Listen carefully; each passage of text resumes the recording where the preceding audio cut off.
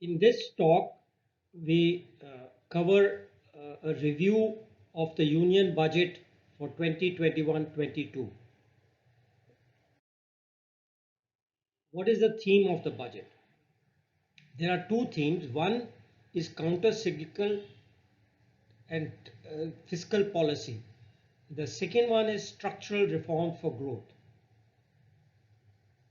Both these themes overlap with what IGRO has written in a series of research papers, policy papers, over the last year, and with pre-budget policy suggestions which we have made.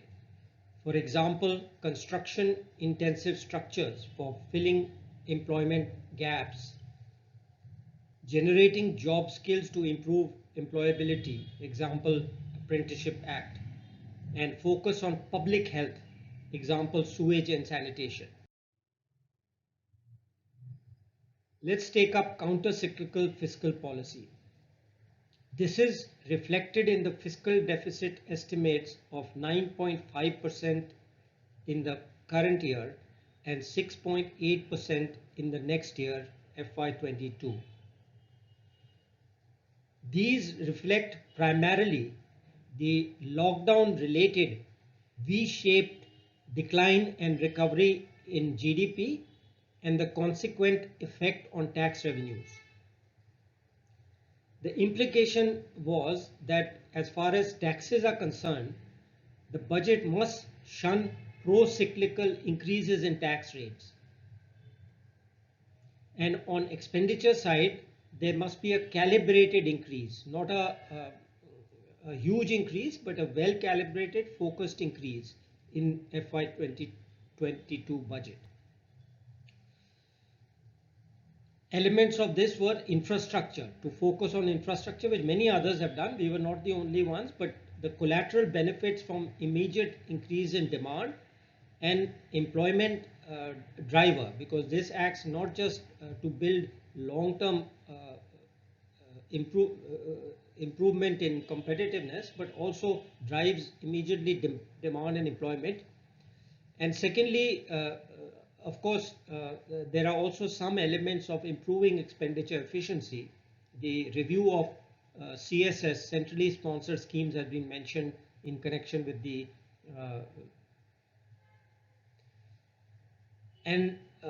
also from the revenue raising side, because that's an issue everybody kept raising. Clearly, disinvestment is an important revenue source. And though the B number is less than last year, it is much, much higher than RE and perhaps more realistic than it was last year. Another aspect of the counter-cyclical policy is on the medium long-term debt GDP downtrend, not an immediate fiscal correction, which would be pro-cyclical. Now, this is reflected in the glide path for fiscal deficit to 4.5% of GDP in FY20 by FY26, and the focus and the method of achieving this is an acceleration in GDP growth, because that has been shown historically and in the economic survey the best, perhaps the only way to reduce debt GDP ratios in the long run. So let's take up the structural reform for growth. This is one of the very important underlying themes of the budget. I would say more than the issue of counter-cyclical policy. The big bang reform, if one wants to call it, which makes this an outstanding budget, by the first ever female finance minister, if we discount the fact that Prime Minister Indira Gandhi held this portfolio as kind of a second charge. So the big bang reform which will stand out in this budget is the framework for strategic sale and PSB privatization, the public sector bank privatization.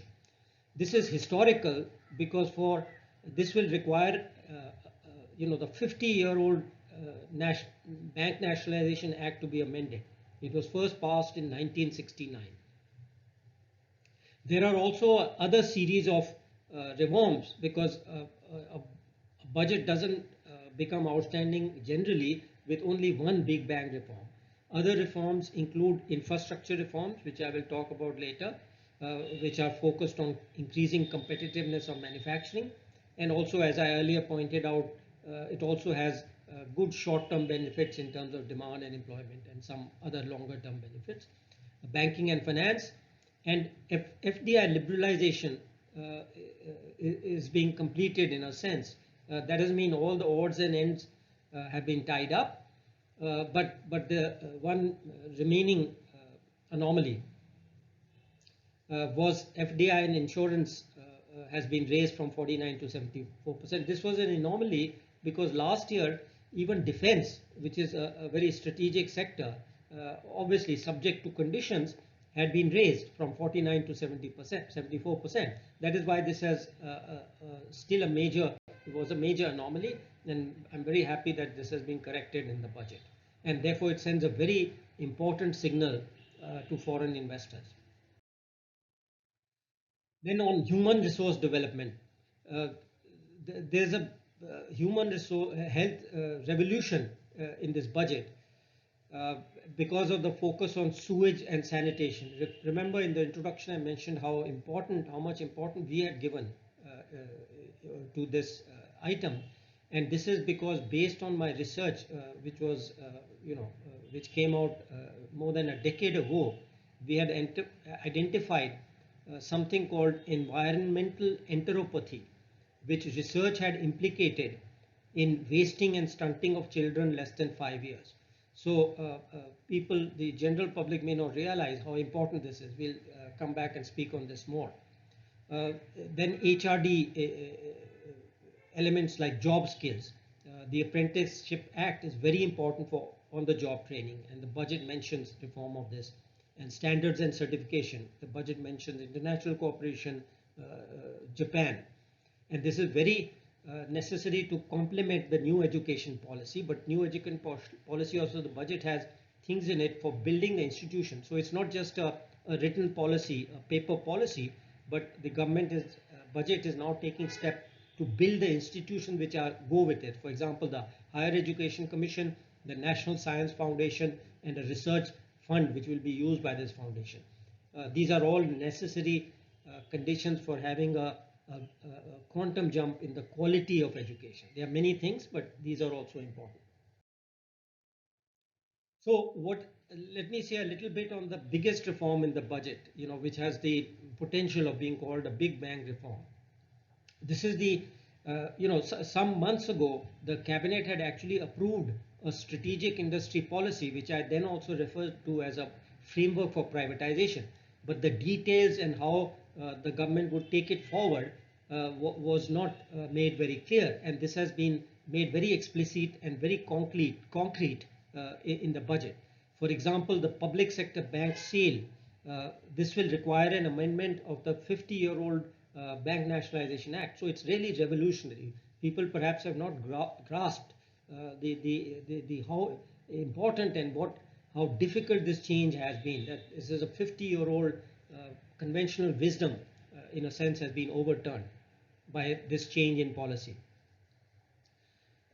Then there are, of course, the ARC and AMC for PSBs, NPAs. Again, an issue of public sector bank NPAs, which has been going round and round in circles, which needs to be addressed. And basically what the ARC and AMC do is to reduce the risk for public sector management. There are layers of accountability which a public sector manager is subject to from Parliament, from CAG, etc., which the private sector doesn't face. So this is kind of an institutional mechanism to put a kind of a wall between all these public sector bank managers and the parliamentary committees, so they are not blamed for any mistakes or get the credit for the actual resolution of this. It works both ways. Then the other aspect, of course, which goes with it is once the NPAs are separated out from the banks, capitalization of public sector banks becomes critical. Further, there is also privatization of IDBI and one general insurance corporation.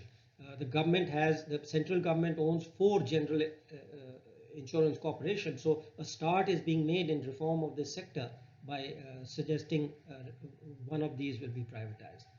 Then there's a roadmap for public sector unit disinvestment and a promise to privatize loss-making public sector units. We have been talking about these for years and years, and there was expectation before in 2014, but didn't happen. But very good that this is now a comprehensive policy. See all the actions. It's not just a policy, but detailed action.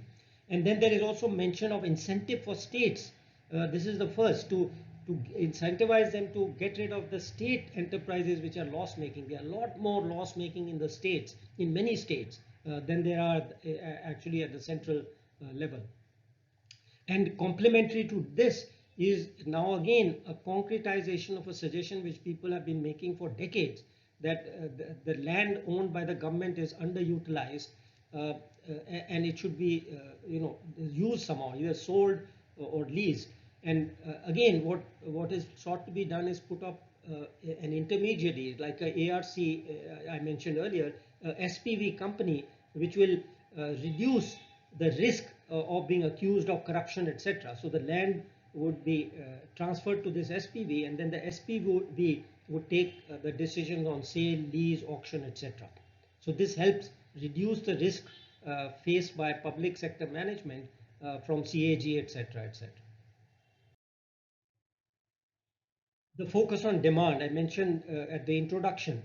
So everybody has said that, including ourselves, that private capacity utilization and investment will remain low, definitely in the next year. So there's a critical role of government infrastructure spending. Example, highway construction, which is fits with what we have been recommending of construction, the need for construction intensive infrastructure in the next 6 months to clear the backlog of unemployment which is specifically created by the pandemic. So employment generation, demand for capital goods, the construction, or any other investment in infra also creates demand for capital goods and intermediates and crowds in economic activity. The highway construction particularly, there is research which shows that within 3 years or so, there is a big increase in economic activity by small people, not big companies which we are always so scared of, but by smaller people all along the highway. There's a big increase in economic, so it crowds in private economic activity, and not just private but by smaller people. Then urban infrastructure, metro rail is talked about completion, and more cities. Everybody knows this is good for improving ease of living as well as reducing pollution and has health benefits. And in summary, there's a big increase in capital expenditure of 34.5% BE to BE. And just incidentally, I should mention auto scrapping policy. I was worried that this policy would be compulsory in some sense. So the budget has assured that this would be voluntary, and if it is voluntary and incentivized, that's a good thing. I don't think it would have been a good idea to make it compulsory in this recovery year, when we are back trying to get back to regrowth. But it has benefits clearly if it is voluntary, incentivized, clear benefits on air, clean air, and health benefits. The second aspect of competitiveness in infrastructure has also been addressed in the budget, and the dedicated rail freight corridors, the western and eastern, is expected to be completed this year. 3 new ones are proposed: east, east-west, north-west, which north-south, which will be completed in the next 2 years or so. And the electrification of broad gauge will be accelerated or completed. Roughly the numbers given were from 72% to 100%. So all these things are going to introduce a logistic revolution in India, both measured in time and cost, which again people have not recognized how it will open up the heartland to world markets. The past research shows that generally external trade benefits the areas and states which are on the borders, on the sea coast, and what this kind of dedicated freight corridors, by reducing logistic time and cost, will open up these areas to competition, or they will be able to supply products much more easily to world markets. And then further measures for introducing private competition in the form of PPP mode for state monopolies. The two things which stand out is the electricity distribution. The government has been working on this for some time, to introduce competition, because distribution, power distribution, electricity distribution is a state subject.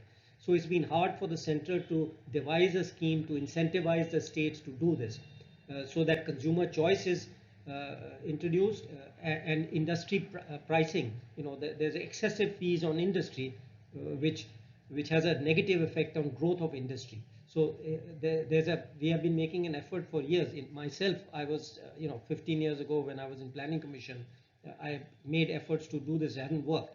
So there's another amendment act, and government is saying that we will try to incentivize the DISCOMs, the state electricity boards, to introduce smart meters, feeder separation, etc., which will make them more efficient and have more profit, so they don't need to kind of squeeze the blood out of industry, so to say, by charging them excessive fees, which then actually reduces the growth of industry. So that is, and then of course urban bus services. There is one of another state monopoly in many states, the state bus services, and the government is proposing to again incentivize private competition in the PPP mode. Then there is a whole, the third thing related to infrastructure is the monetization of infra assets. And it's very important, because private management of infra in PPP mode can hugely increase the efficiency, and therefore also have that indirect effect on the competitiveness of the users, so to say.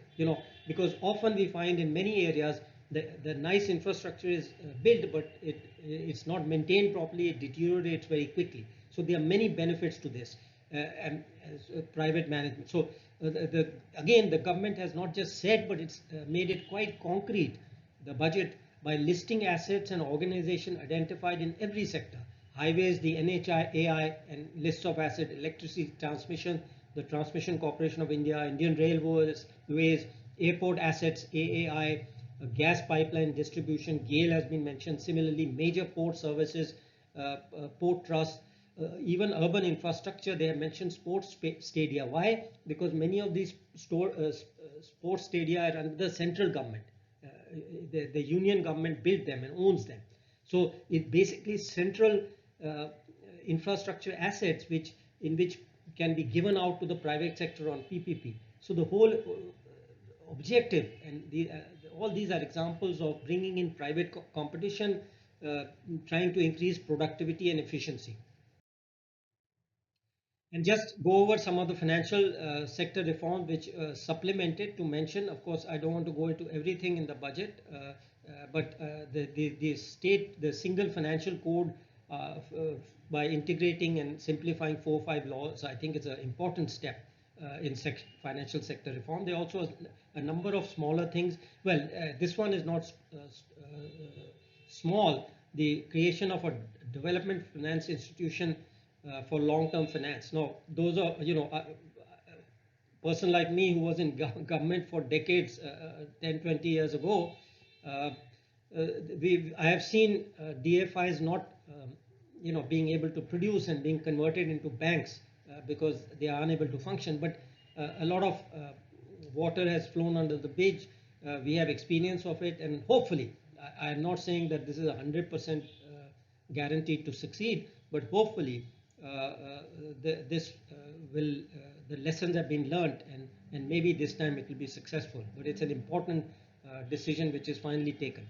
Then there are elements of making efficient gold exchange efficient by kind of integrating with commodity markets, on deposit insurance being more effective, NBFCs access to SARFAESI for dispute limitation, dispute resolution has been eased. There are other measures for EEODB with related things related to the financial sector, like limited liability companies, by decriminalizing them. The FM said that Companies Act has already decriminalized, and she now plans to do this for LLCs. Companies Act digitization, that can have a big effect on EODB of companies, and then some other measures like startup of one-person companies. Uh, so now the second, I would say the second outstanding measure is related to public health, and the announcement of a Bharat mission, a Swachh Bharat mission. We had been in our pre-budget discussion, we had urged that the Swachh Bharat mission be extended to in this direction. So the government has rightly called it a variation on the same mission, because the earlier Swachh Bharat mission is focused in creating private toilets in rural areas largely. So this is an urban mission, and it's very welcome that is talked about liquid waste, fiscal sludge management, bioremediation of garbage dumps, and this is going to have a huge impact on public health, and particularly, as I mentioned, this problem of environmental enteropathy. For example, in urban slums, if you've ever been, I mean, I went there like 15 years ago. I don't go now, but the stench is incredible. The slum I went to.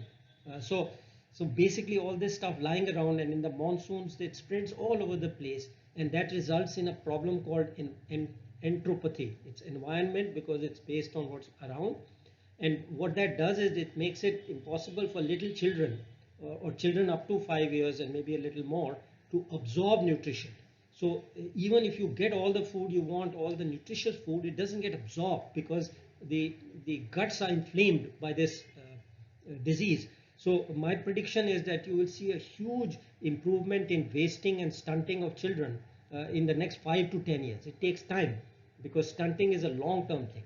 So I think this is a revolutionary move, and I'm very, very happy. And I must congratulate the Prime Minister and the Finance Minister for introducing this. And of course, there are measures on universal of water supply. There's already a Jal mission, and they're expanding it. There's vaccine coverage, which is all related to public health issues, and institutional strengthening of public health matters which have been exposed by the pandemic. For example, a National Center for Disease Control, a regional WHO research center to be set up, a health portal for central and state programs, so that it's important to have the data and facts in one place. Otherwise, everybody assumes their own thing and gives their own suggestions, which may be completely wrong. So these sort of, and of course, something which everybody else was talking about was strengthening district hospitals to handle pandemics in the future. Having given the positives of the budget, I would say that some of the things which we had suggested, which have not been done, but I'm still hopeful that these will happen in FY22. The most important were the tax reform, the direct tax code, which has not been mentioned in the budget. The GST, which really depends on GST Council, so that can happen separately. I mean, there wasn't, I think there's one word mentioned about simplification, so there's hope, I think. And similarly on customs, in part B of the speech, I was surprised she explicitly mentioned exemptions, and how 80 exemptions out of 400 had been abolished, and implicitly what that means is government attention is there, because exemptions are one of the most important measures of complexity in customs tariff. So the fact that they are mentioned makes me hopeful that during the year there will be studied and measures for simplification. The second major part is welfare reform, poverty alleviation, where again in the pre-budget meetings, both directly with FM and PM and outside in our talks to various organizations, we had talked about reform of the welfare system, the poverty alleviation system, with three basic elements: a welfare stack, a VISC or virtual integrated smart card, and a DTC DBTM or mobile wallet. But I just mentioned these, but again, what I would say is that given that there wasn't any mention of it in the budget, I'm still very hopeful that on some other major, because this would be a major reform, so probably it requires more careful study and timing. Again, the FM did mention the national integrated national smart card and how that is progressing. Actually, that is along with the FinStack and the Health Stack. This national card is a precursor in a way of what I call the virtual integrated smart card. So the welfare stack, we have the FinStack and Health Stack as precursors for the VSI, VISC, the national card, which FM mentioned. So given these things, I'm hopeful that this will come during the next financial year. With that, let me end. Thank you.